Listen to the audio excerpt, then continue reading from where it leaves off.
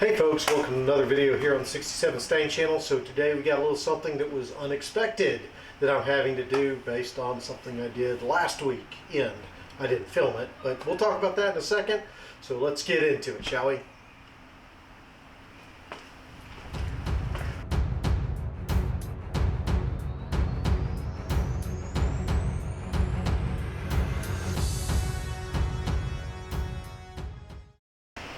Okay, so last weekend, after having done the car show, the seats, and all that kind of stuff that we've done here fairly recently, I decided it was probably a good time to change the oil. I couldn't remember the last time I did it.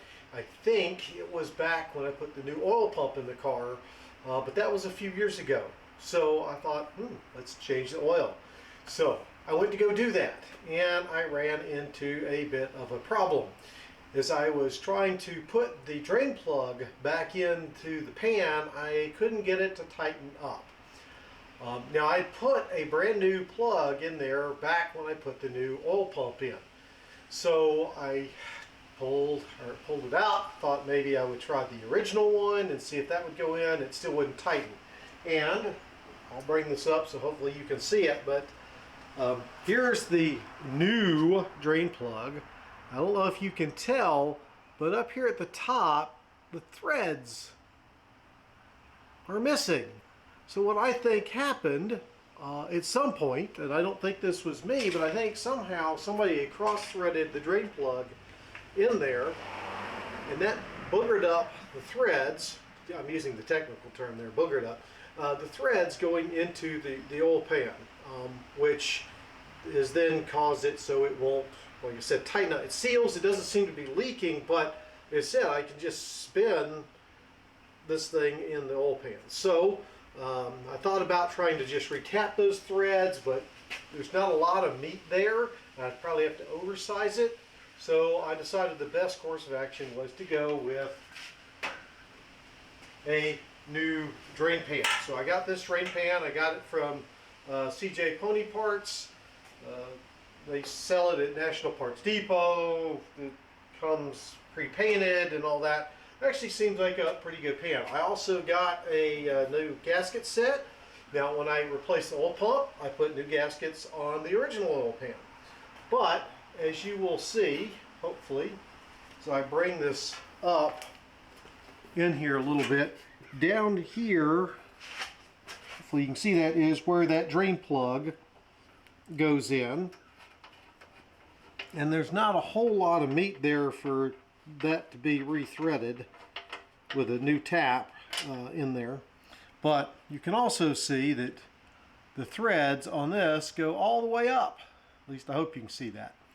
So yeah, something was boogering up the thread. So I'm going to get this installed, and I've seen several posts on various forums and whatnot with people asking about how to take out the original one, or take out the oil pan on these inline sixes and what you have to do. So I figured I'd make a video of it. So we'll go ahead and get in under the car and look at what we got to do to get the pan out. Like I said, I've done this once before, but it's been a couple of years, so I kind of need to remind myself on that as well. So we'll get up under the car. I've got it facing outwards there, right?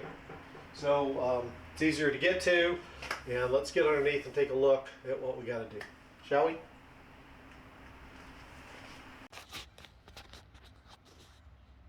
Okay, so we're up under the car now. I'm trying to look up here at the oil pan. So got a couple of things here. Let's see what we got. So first thing I'm noticing is the cross member going across the bottom, as one would expect. Oh, looks like I am leaking a little bit of oil. So yep, it's not tightened up. Sorry, just noticed the little drip there. So we're gonna have to pull the cross member out there, which I remember doing that when I took this out before. But I think with that out, we should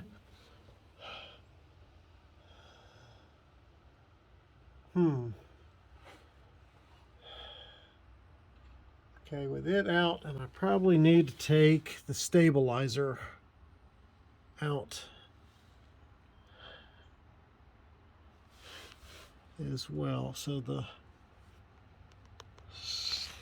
stabilizer bar here, front stabilizer out. So take this out, take the cross member back here out.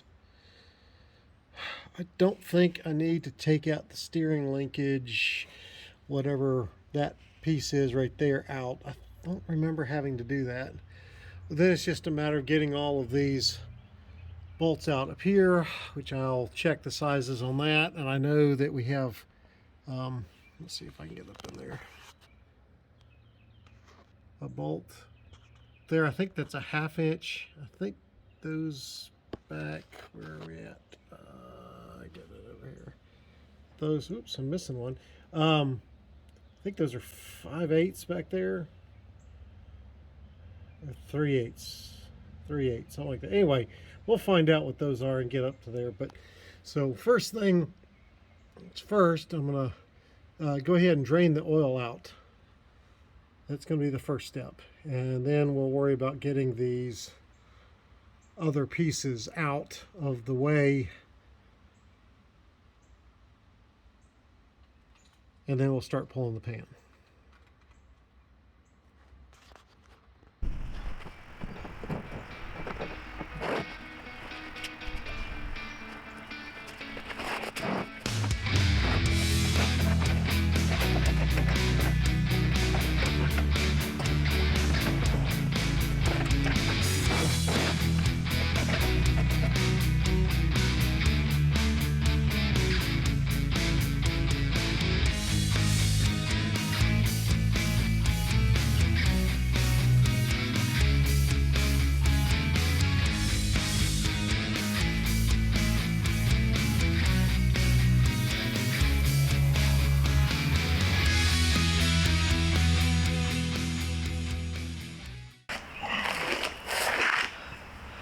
Okay, got the sway bar out. Pretty simple. You just do the end links on each side, and then the 2 brackets that go on to the frame.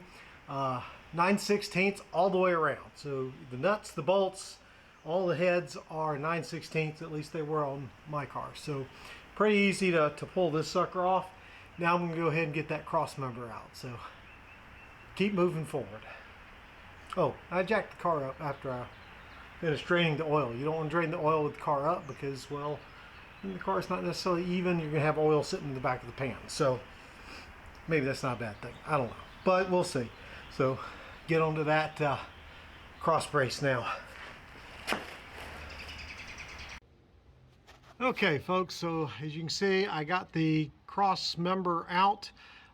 Just so you're aware, the bolts that hold the cross member on are actually the same size, again, at least on mine, as what the drain plug for the oil pan, you know, that thing right there that's leaking, pardon me, was. So that happened to be a, let's see, I don't know if you can see that, 7/8 socket there. So that got those off. So now I've got to get these. So that one right, whoops, there is a 1/2 inch, and the silver ones back here are, where did I have that socket at? So I would know what size it was. Ah, here we go. Is a 7/16. So let's see, where's the camera at? So yep, right here. See, whoops, my hand's right there. Yep, 7/16 fits right on there. So we're all good there. So now I'm going to start loosening those up. I'm going to go with these smaller ones first, and then we'll get the half. Oh, by the way, there's 2 back there near the transmission that are also 1/2 inch up there around the bell housing. So I'm going to go drop all of these, and it's just a bunch of them. So yay, fun. Here we go.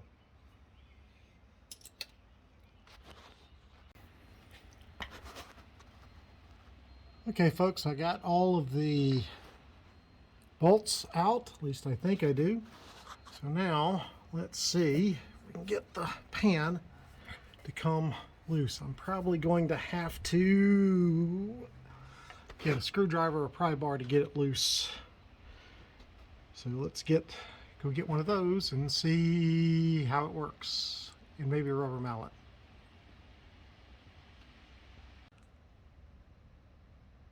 Okay, it is out, as you can see here.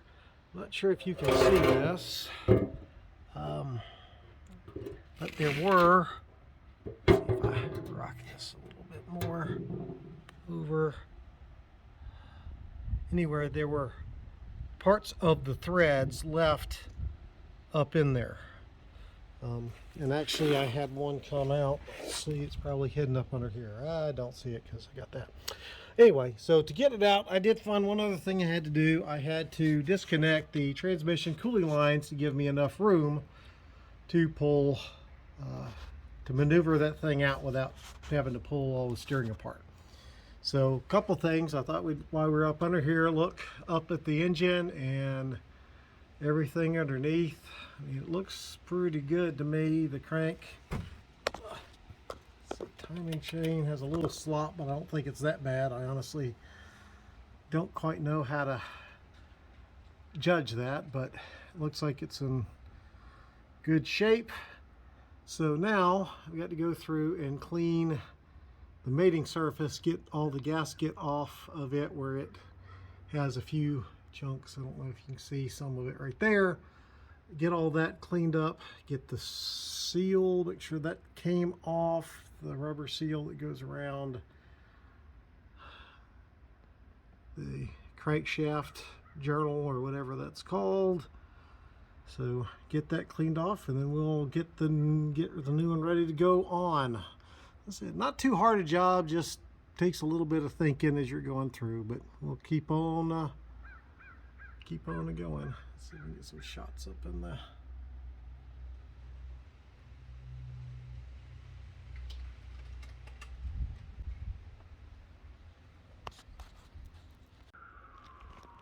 okay, got the surface clean, so ready to start installing the gasket. So you're going to have rubber pieces that go here and back there, and there are two sizes. There is a smaller one and a bigger one. The bigger one goes on the back near the transmission, and the smaller one goes on the front where the timing cover is. So keep that in mind. So what I'm going to do, I'm going to tell you what I'm going to do, and then I'm going to do it. I think that's going to be easier since I'm here by myself. So the first thing I'm going to do is get the cork gaskets that go along the wall here and over here.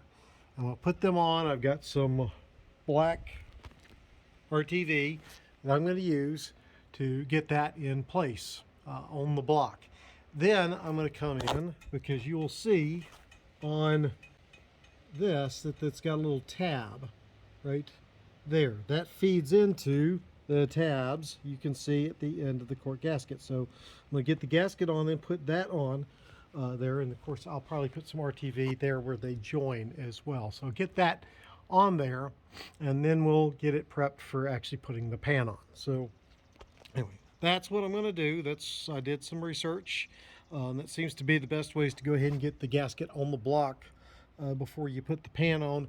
I did clean the surface. I scraped it. I used some light 800 grit sandpaper to sand it, and I came back with some acetone there to kind of clean things up, get it as clean as possible so we can get the best seal as possible in there. You can see the mess the oil's dripping has been making. So there we go. We're going to go ahead and get this back on. I don't know what happened there. The phone stopped recording. Oh, I hit a button. That'll do it. So anyway, let me get the gasket stuff in, and we'll kind of go from there. Okay, I continue to learn things. So you'll notice on these Felpro, there we go, gaskets, there's a side that has blue, and there's the side that doesn't have blue. The side that does not have blue, this side actually goes up to the block. The side with the blue goes towards the oil pan, and that means that yes, the sides do matter, so pay attention. I didn't. So I started to put the right side on the left side. or the left side on the right side. Anyway, the wrong side on the wrong side. So make sure you pay attention to that as you're doing this. So I'm not going to get this part put back up on the car. Okay, we got the new pan in. So a couple of things are what I did. Here, one, I had to make sure that the pickup tube for the oil pump was clearing this here. Felt like it was a little tight, so I hit it with a rubber mallet a little bit to bend it back up, because I tried to fit the pan in and it was a little, felt like it wasn't going up on one side.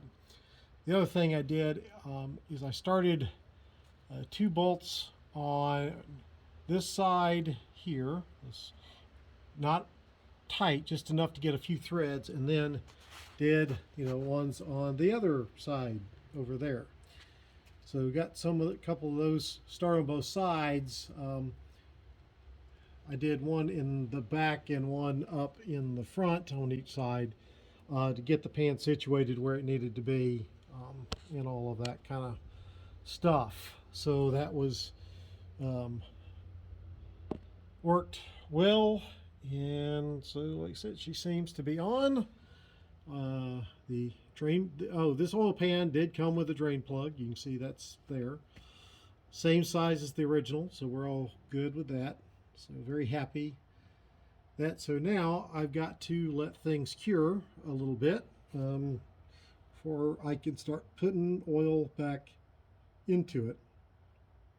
But while it's doing that, I'm going to go ahead and reassemble all of the export brace, not export brace, the cross member. That's the word I'm looking for. Cross member, and then the anti-sway bar up front. Go ahead and get those put back on. Already got my transmission cooling lines put back in, so that was very good. Happy about that. So yeah, things have gone back together pretty. I said not hard, just takes a little bit of time, thought. Oh yeah, let me tell you about this too. So the torque on the bolts on this, you don't have to torque the bejesus out of this. I think the official torque spec, and I got to clean my pan where I marked on it, is something like 7 pounds, 7 foot-pounds for these, and then for the 1/2-inch ones that are up here at the front and the back, I think those are like somewhere around 11. However, what I found is that you start torquing these things to that, often you'll go too far, and you already see I've got the gasket kind of smushing out here, which is probably a little bit, may even have that one a little bit too tight. What I tend to do with these, and this is what I did when I did this the first time when I put the new oil pump, is I tighten up so you can start to see, just barely see the gasket squishing out a little bit. So that's about as tight as I get it. And the oil pan itself never leaked once I got it put in, doing it that way. So just suggestion there. Verify those torque specs too that I told you, because I'm not 100% sure. That's what I'm recalling from memory there. So anyway, I'm going to go ahead and start putting the other stuff back together. Okay, so we're getting her back together. You can see we got the cross member reinstalled, and we got the sway bar installed. Now I haven't tightened up the sway bar yet. I'm going to get it back down on the ground to get it, before I tighten it all up the way it's supposed to be. I'll probably go ahead and tighten up the brackets that hold it a bit, but the actual connections here, not yet until it's on the ground. But we're getting our ball back together.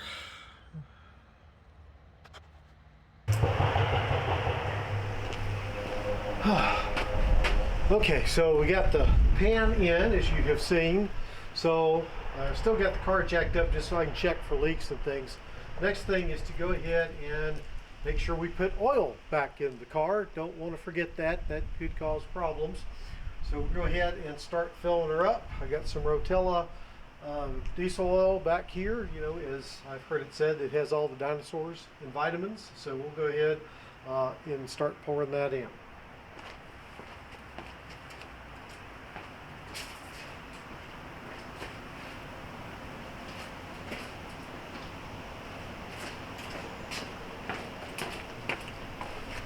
Okay.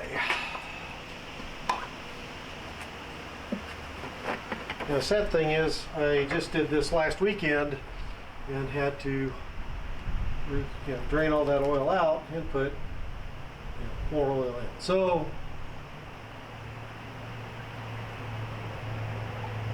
this is from last week where I didn't use it all, so there was about a quart or so left in here.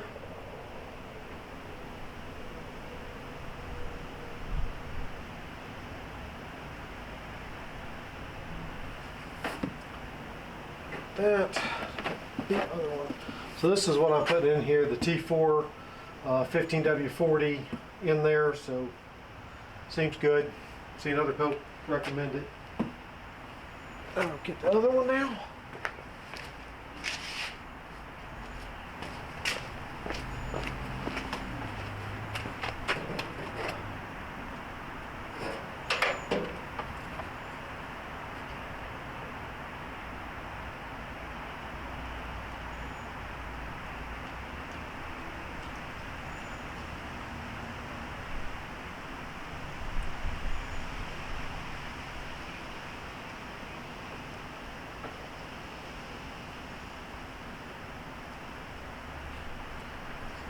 Sitting at that.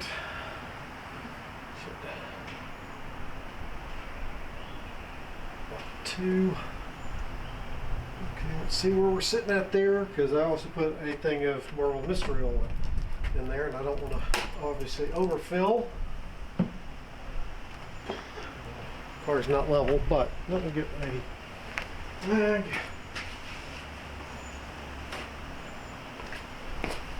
Check oil level.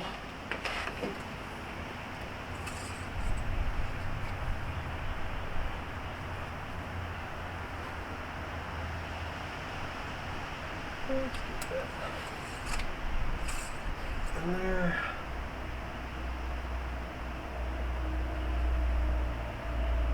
Okay, she's looking good. Of course, once I get her on the ground, I'll check her again, and after I run her, I'll check her again. But she's definitely got oil in there. Now, let's see if we see any leaks. Don't see anything.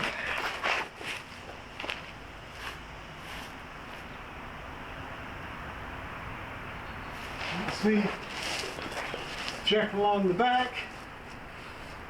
Nope. Oil plug looks good. Front looks good. I think we're all good. So there you go. Stand back up.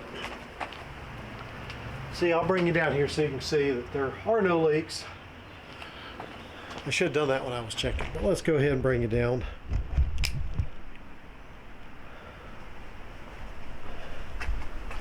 So, as you can hopefully see, sorry for the shakiness, but I don't see any new leaks. There is some oil from where it had been dripping before, but if you look up under there and up and around into here, nothing appears to be leaking. So there we go.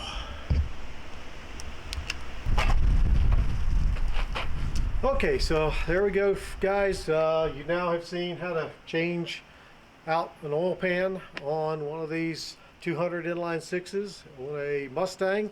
I'm sure it's the same on a Falcon and a Comet and other things that had the same motor, or even the 170. But anyway, hope you found it useful, guys. Still have to put the new Dakota digital gauges in, so that hopefully will be the next thing. Every time I think I'm going to go do that, something else pops up. But there we go, folks. Hope you enjoyed it, and I'll see y'all in the next video.